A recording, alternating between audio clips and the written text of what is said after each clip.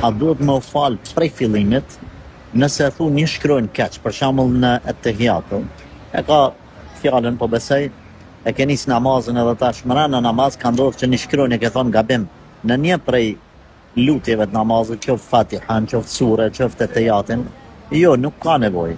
Nëse merr vesh që ke gabu, vetëm çat fjalë për mirësan, e kthem. Nëse nuk e merr vesh, Allahu është fals, Allahu është i mëshirshëm. Me qëllim me ndru një fjalë, atëherë bën mëkat. Bën mëkat.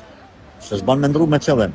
Nëse ndodh të rrshet goja, apo e ke mësu gabim, kurdo që e mëson tamam e merr vesh që je kon të thon gabim, Allahu është fals, nuk ki nevojë me përsërit as me kthy. Pra, elhamdulillah, në dinin ton çdo sen është i lehtë. Përderisa nuk ka prapavija negative, nuk ka qëllime të këqija njeriu mes ti dhe krijuesit vetë Allahut xhaleshanuhu.